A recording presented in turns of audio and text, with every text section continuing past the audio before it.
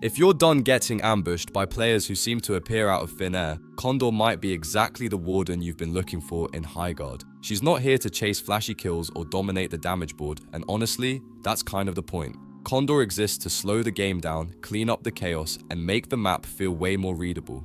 With her bird doing the scouting and a kit that's all about information, she turns "I have no idea what's happening" into "yeah, I saw that coming." Now, Condor may look straightforward at first glance, but don't let that fool you. She really shines in the hands of players who like to think a step ahead and win fights before they even start. If you enjoy controlling space, predicting enemy moves, and outplaying opponents with brains instead of brute force, you're going to have a lot of fun with her. In this Condor Warden guide, we're going to break down how she actually plays in real matches and how to squeeze consistent, reliable value out of her recon-focused toolkit. Let's get into it. A very small portion of the audience is subscribed to the channel. If you enjoy these types of list videos, don't forget to subscribe if you like these types of videos. Enjoy watching. Thanks. Here is a breakdown of what each ability is and how to use them well. Eyes in the Sky is Condor's tactical ability, and it is way smarter than it looks at first glance. When you send the bird out, it scans the surrounding area and reveals enemies who are moving, not just everyone standing around. That is why timing matters so much here. Popping this ability during slow moments usually gives you nothing, but using it when enemies are rotating, backing off after a fight, or trying to reposition can give your team huge information value. It is less about constant vision and more about catching movement at the right moment. The best way to use Eyes in the Sky is to think ahead. Before your team pushes into an unknown area, send the bird first and check if someone is shifting positions or setting up an ambush. On defense, activate it right before you expect to push so advancing enemies get revealed as they move in. Since stationary enemies are harder to detect, this ability works even better when your team applies pressure. A bit of poke damage or threat can force enemies to move, and the moment they do, Eyes in the Sky turns that movement into free information your team can punish. Hunter's Instinct is Condor's passive ability, and it works more like a sixth sense than a straight-up detection tool. Her bird warns her when enemies are nearby, but it does not tell you exactly where they are. You are not getting a free target, you are getting a heads up that danger is close. That early warning is huge because it gives you time to think, reposition, or call it out to your team before things get messy. This passive is what makes Condor so good at holding flanks and watching blind spots. When Hunter's Instinct triggers, that is your cue to slow the pace, not speed it up.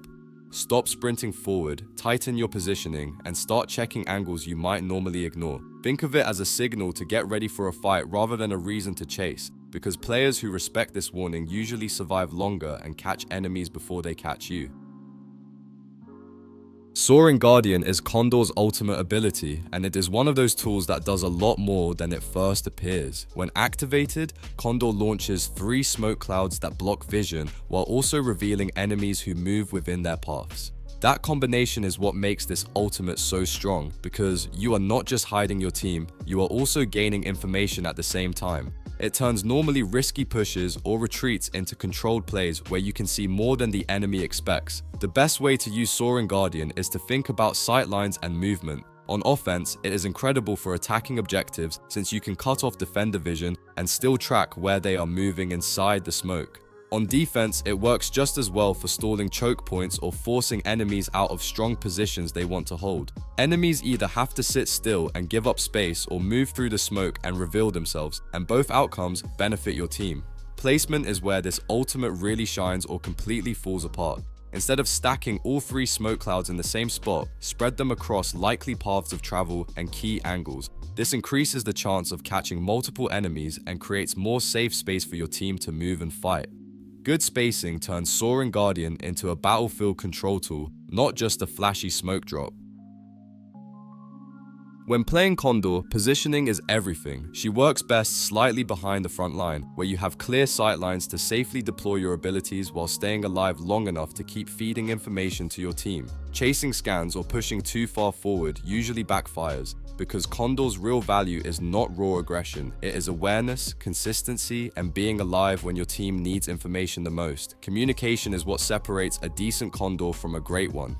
The moment Eyes in the Sky reveals movement or Hunter's Instinct triggers, say something. Even simple callouts like enemies nearby or movement on the left side can completely shut down ambushes and help your teammates adjust their positioning before it is too late.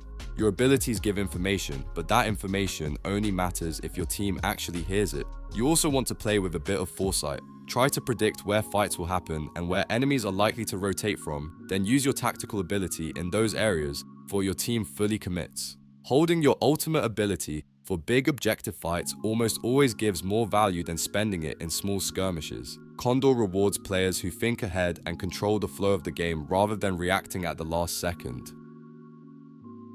The video ends here. See you in another video. Don't forget to subscribe.